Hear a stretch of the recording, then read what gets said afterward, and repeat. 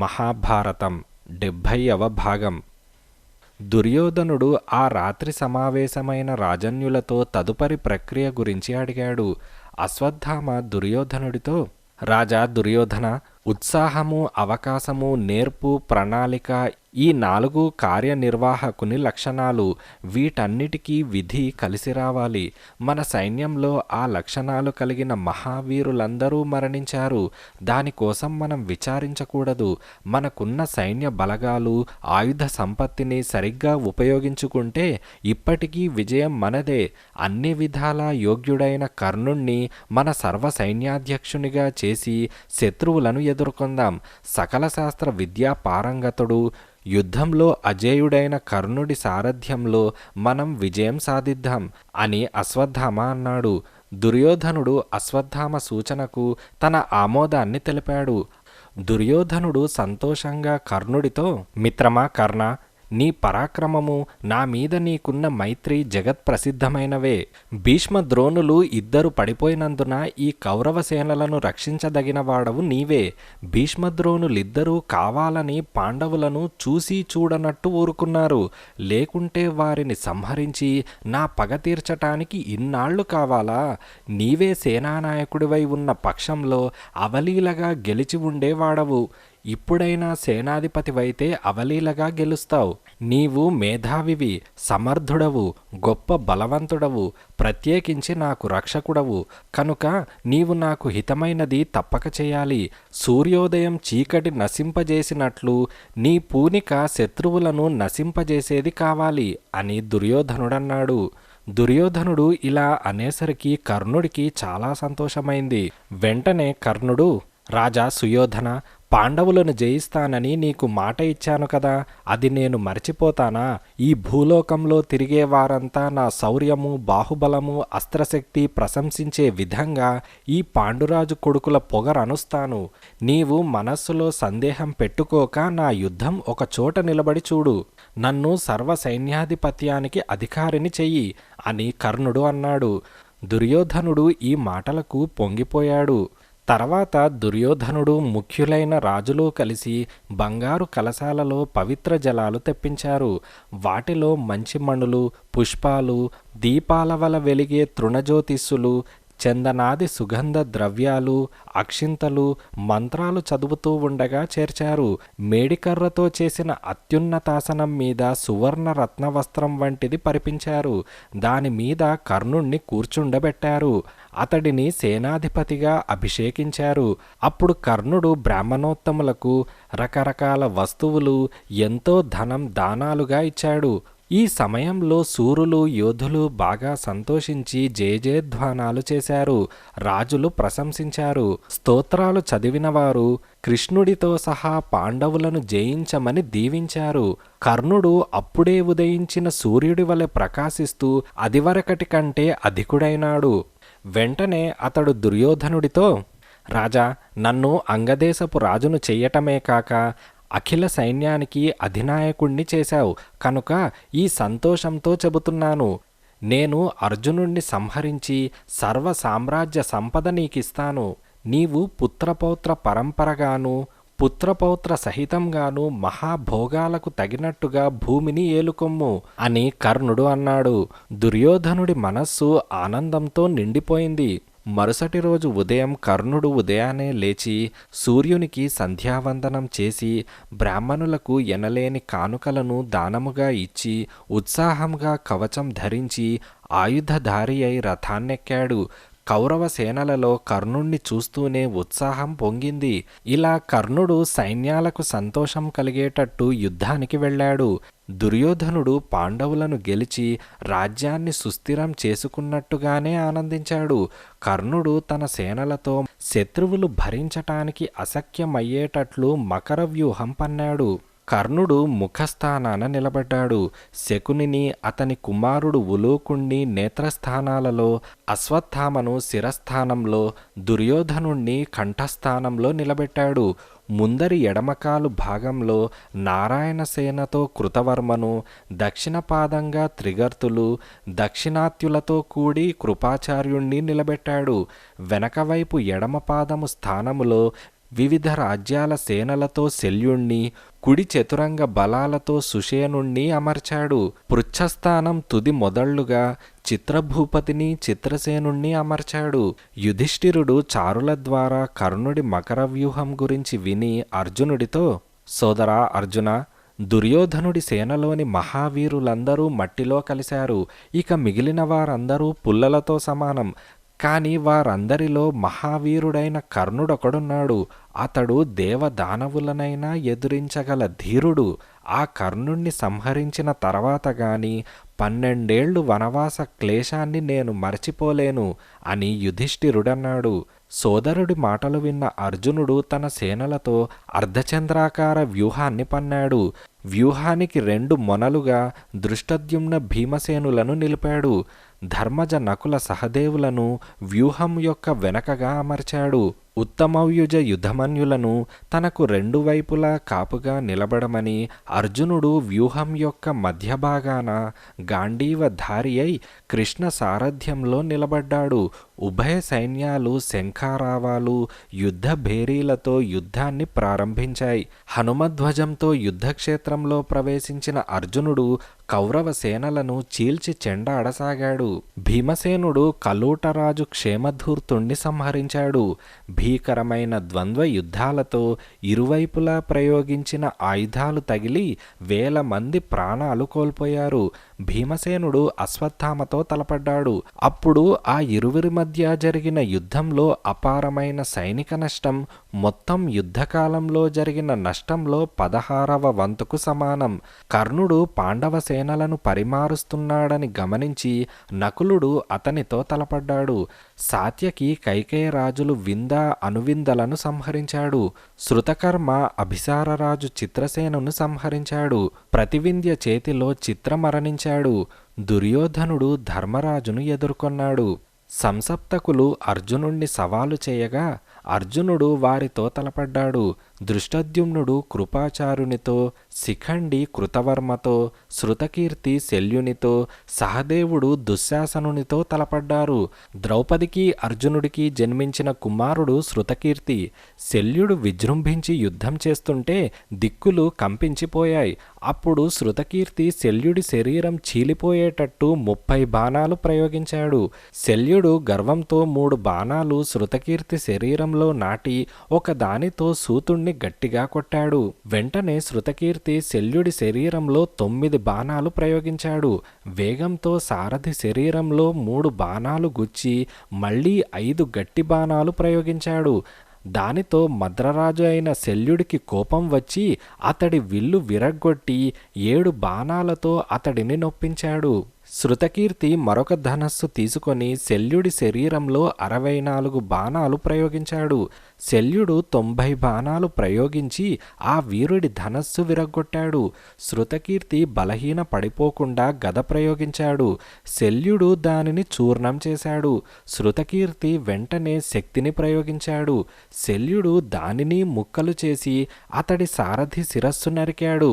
శృతకీర్తి గుర్రాలు అసలే వాయువేగం కలవి, అందులో బెదిరాయి కనుక రథాన్ని యుద్ధానికి దూరంగా లాక్కొనిపోయాయి. శల్యుడు సందు చూసుకొని వేగంగా ధర్మరాజు సైన్యంలోకి ప్రవేశించి దానిని సంక్షోభపెట్టాడు. అర్జునుడు సంసప్తకులతో పోరాడుతుంటే అశ్వత్థామ వారికి సహాయంగా నిలబడ్డాడు. వంగ, నిషధ రాజులు అర్జునుడితో పోరాడారు. కురుక్షేత్రానికి ఉత్తరాన మగధరాజు దండధరుడు తన గజబలగంతో పాండవ సైన్యాన్ని హతమారుస్తూ ఉంటే కృష్ణుడు సంసప్తకుల నుండి రథాన్ని అటువైపుగా మళ్లించాడు. అర్జునుడు దండధరుడి మదగజాన్ని, ఆ పైన దండధరుణ్ణి సంహరించి అతని గజసైన్యాన్నంతటినీ మట్టుపెట్టాడు. అర్జునుడు తిరిగి సంసప్తకులతో తలపడ్డాడు. అర్జునుడు ఉగ్రాయుధుని కుమారుణ్ణి సంహరించాడు. కృష్ణుడు అర్జునుడితో సంసప్తకులతో కాలహరణం చెయ్యకుండా కర్ణుడితో తలపడమన్నాడు. పాండ్యరాజును అశ్వత్థామ సంహరించగా కృష్ణుడు పాండవసేనలన్నీ నిహతులవుతున్నారని అర్జునుణ్ణి హెచ్చరించాడు. తూర్పు దిశ రాజులు, దక్షిణాత్యులు, అంగ, వంగ, పుండ్ర, మగధ, తామ్రలిప్త, మేకల, కోసల రాజ్యాల సైనికులు, మాద్రీయులు, దశార్ణులు, నిషధులు పాంచాల సైన్యంపైన విరుచుకుపడ్డారు. నకుల సహదేవులు, ద్రౌపదీ కుమారులు, ప్రభద్రకులు, సాత్యకి, శిఖండి, చేకితాన కౌరవ సేనలతో తలపడ్డారు. సాత్యకి వంగరాజును సంహరించాడు. నకులుడు అంగరాజును సంహరించాడు. తర్వాత ఎదురు తిరిగిన మేకలులు, ఉత్కలులు, కళింగులు, నిషాదులను నకులుడు సంహరించాడు.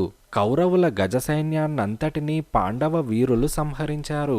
ధీరులలో ఉత్తముడు సహదేవుడు, శూరుడు దుశ్శాసనుడు. వీరిద్దరూ యుద్ధం చేస్తుంటే ధీరులు ప్రశంసిస్తున్నారు. జనం ఆకాశం బద్దలయ్యేటట్టు అరుస్తున్నారు.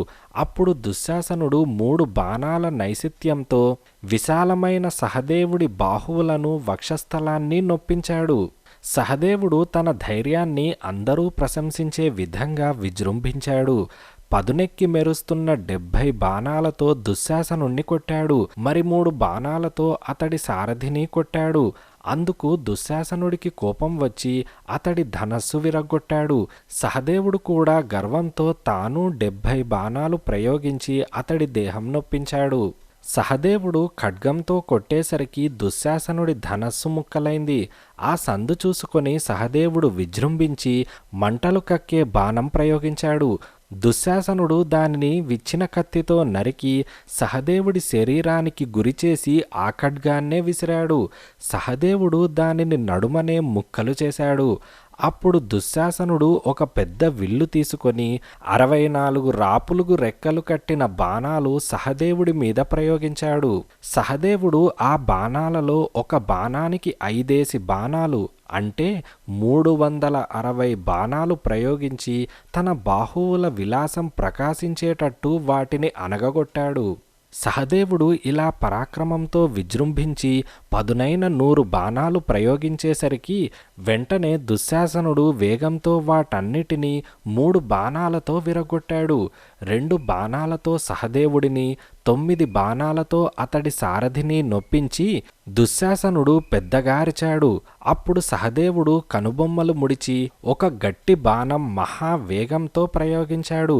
అది దుశ్శాసనుడి కవచాన్ని, గట్టిగా విశాలంగా ఉన్న రొమ్మును చీల్చుకొని నెత్తురు కొంచెమైనా అంటకుండా వెళ్ళిపోయింది.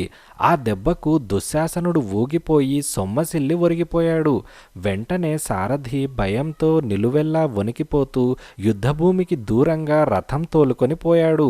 సహదేవుడు పొడవైన పదునైన బాణాలతో దుశ్శాసనుడి పెద్ద సైన్యాన్ని కలిచివేశాడు. ఆ తీరు చాలా భయంకరంగా ఉన్నది. పాండవుల సేనలు ఉత్సాహంతో కేకలు పెట్టాయి. నకులుడు కౌరవ సేనలను హతమారుస్తుంటే కర్ణుడు ఆగ్రహంగా అతన్ని అడ్డగించాడు. వెంటనే నకులుడు కర్ణుడితో నవ్వుతూ, కర్ణ, దేవుని దయవలన ఇంతకాలానికి నా కళ్ళపడ్డావు. ఈ అనర్థాలన్నిటికీ మూలకారణం నువ్వే. నిన్నీ రోజు సంహరించి నా హృదయభారం తగ్గించుకుంటాను అని నకులుడన్నాడు. వెంటనే కర్ణుడు, నకుల, ముందు నీ పౌరుష ప్రతాపాలు చూపించు, అప్పుడు మాట్లాడు. వీరులు స్వోత్కర్ష చేసుకోరు అని కర్ణుడు అన్నాడు. కర్ణ నకులుల మధ్య భీకర సంగ్రామం జరిగింది. కర్ణుడు గర్వించి నకులుణ్ణి 73 బాణాలతో కప్పివేశాడు. నకులుడు కోపించి కర్ణుడి మీద 70 వాడి బాణాలు ప్రయోగించాడు. కర్ణుడు నకులుడి ధనస్సును పొడి పొడిగా చేసి అతడి దేహంలో 30 బాణాలు నాటాడు. నకులుడు మరొక విల్లు తీసుకొని 70 బాణాలతో కర్ణుణ్ణి నొప్పించి 3 బాణాలు అతడి రథసారథి శరీరంపై వేశాడు. ఇంకా ఒక బాణంతో కర్ణుడి ధనస్సు విరగొట్టాడు. అందరూ ఆశ్చర్యపోయేటట్టు 300 బాణాలతో అతడిని కప్పేశాడు. వెంటనే కర్ణుడు పెద్ద ధనస్సు తీసుకున్నాడు. నకులుడి వక్షస్థలం పైన 5 బాణాలు దింపాడు. నకులుడు పిడుగుల వంటి 7 బాణాలతో కర్ణుణ్ణి నొప్పించి అతడి ధనస్సును వెంటనే విరగొట్టాడు. కర్ణుడు ఒక పెద్ద విల్లు తీసుకొని పోరాడాడు. ఆ సమయంలో కర్ణుడు, నకులుడు ఒకరి బాణాలొకరు నరుక్కుంటూ తమ తమ బాణాలతో ఒకరినొకరు నెత్తుటిలో ముంచుకుంటూ చెలరేగి రకరకాల బాణాలు ప్రయోగించారు. వాటితో ఆకాశం మిడతల దండు కప్పినట్టయింది. అప్పుడు ద్రుపదుడి సేనలు సాయంగా నకులుడి ముందుకు వచ్చాయి. వెంటనే కర్ణుడు నకులుడి ధనస్సు విరగొట్టాడు, సారథిని పడగొట్టాడు, గుర్రాలను చంపాడు. చక్రరక్షకుల శిరస్సులు ఖండించాడు, జెండా నరికాడు. వెంటనే నకులుడు డాలు తీసుకున్నాడు. కర్ణుడు ఆ డాలు 2 బద్దలై నేలమీద పడేటట్టు కొట్టాడు. నకులుడు విసరటానికి గద పైకెత్తాడు. కర్ణుడు దానిని ముక్కలు చేశాడు. నకులుడు రథం దిగి మెరుస్తున్న పరశు తీసుకొని వచ్చాడు. కర్ణుడు దానిని ముక్కలు చేసి తన నేర్పు ప్రకటమయ్యేటట్టు నకులుణ్ణి నొప్పించాడు. కర్ణుడు అప్పుడు నిస్సహాయుడైన నకులుని మెడపైన తన విల్లుని పెట్టి, తన కుమారులను చంపవద్దని కోరిన కుంతీదేవి మాటలు గట్టిగా మనస్సులో ఉన్నందున నకులుణ్ణి విడిచిపెట్టాడు. ఏం నకులా, ఇందాకటి బీరాలు ఇప్పుడు పలుకగలవా? ఓరి పసివాడా, పోయి నీ సమానులతో యుద్ధం చేయి, నీకంటే అధికులైన వీరులతో కాదు. పో, కృష్ణార్జునులెక్కడున్నారో వెతుక్కుంటూ అక్కడికి పో అని కర్ణుడు అన్నాడు. నకులుడు సిగ్గుపడుతూ సహదేవుని రథాన్నెక్కి వెళ్ళిపోయాడు. కర్ణుడి ధాటికి పాండవ సైన్యం కకావికలై పారిపోయింది. ఉలూకుడు యుయుత్సతో పోరాడి అతనిని తీవ్రంగా గాయపరిచాడు. దుర్యోధనుడు శృతకర్మ శతానీకతో తలపడి ఇద్దరూ భయంకరంగా యుద్ధం చేయగా ఇద్దరి రథాలు నేలకూలాయి. శృతవర్మ వివింగుని రథాన్నెక్కగా శతానీక ప్రతివింధ్య రథాన్నెక్కాడు. శకుని శృతసోముణ్ణి ఎదురించి పాండవసేనను హతమార్చాడు. కృపాచార్యులు దృష్టద్యుమ్నుడితో, శిఖండి కృతవర్మతో పోరాడారు. అర్జునుడిపైకి త్రిగర్తలు, కౌరవులు, సాళ్వులు, సంసప్తకులు, నారాయణులు మూకుమ్మడిగా దండెత్తారు. తర్వాత అర్జునుడు సత్యసేన, చంద్రదేవ, మిత్రదేవ, శత్రుంజయ, చిత్రసేన, మిత్రవర్మ, త్రిగర్తరాజు, త్రిగర్త సోదరులతో ఏకకాలంలో పోరాడాడు. విచిత్రమేమిటంటే అర్జునుడు ఎంతమంది ధీరులను సైనికులను సంహరిస్తున్నా శత్రుసేనలు చీమదండుల్లా అర్జునుడిపైకి దండెత్తుతూనే ఉన్నారు. అర్జునుడు శత్రుంజయను, చంద్రదేవను సంహరించాడు. సత్యసేన వేసిన ఒక ములుకు వంటి బాణం కృష్ణుడి ఎడమ భుజాన్ని గాయపరిచింది. ఆగ్రహించిన అర్జునుడు సత్యసేనను, చిత్రవర్మను, మిత్రసేనను, వేలల్లో ఉన్న సంసప్తకులను సంహరించాడు. అర్జునుడు సుశర్మను భుజంపై గాయపరచగా వేల మంది సంసప్తకులు అర్జునుడిపై విరుచుకుపడ్డారు. అర్జునుడు ఇంద్రాస్త్రాన్ని ప్రయోగించగా ఆ అస్త్రం నుండి వేల బాణాలు జన్మించి వేల మంది సంసప్తకులు ఒక్కమారుగా మరణించగా ఆ శవాల మధ్య కృష్ణార్జునుల రథం ముందుకు కదలలేకపోయింది. తర్వాత దుర్యోధనుడు ధర్మరాజుతో తలపడ్డాడు. యుధిష్ఠిరుడు విసిరిన గద తగిలి దుర్యోధనుడి రథం విరిగి అతడు నేలమీద పడిపోయాడు. భీముడు ధర్మరాజుతో, సోదరా, ఇతడి వంతు నీది కాదు, నాకు వదిలేయ్ అని అనగా ధర్మరాజు దుర్యోధనుణ్ణి వదిలేశాడు. అది చూసిన కర్ణ, అశ్వత్థామ, కృపాచారులు దుర్యోధనుడికి సహాయంగా వచ్చారు. వారిని చూసిన నకుల, సహదేవులు వారితో తలపడగా మళ్లీ భీకర సంగ్రామం చోటు చేసుకుంది. కొద్దిసేపు ఇరుపక్షాల మధ్య చక్కని ధర్మయుద్ధం జరిగింది. తర్వాత కొద్దిసేపటికే తిరిగి పిచ్చివారి మధ్య యుద్ధంలా మారిపోయింది. ఎవరు ఎవరితో తలపడుతున్నారో తెలియరానంతగా యుద్ధం జరిగింది. అపారమైన జననష్టం జరిగింది. సూర్యుడు పశ్చిమాద్రికి వెళ్ళాడు. ఇరుపక్షాలు తమ గుడారాలకు చేరుకున్నాయి. ఇంకా ఉంది.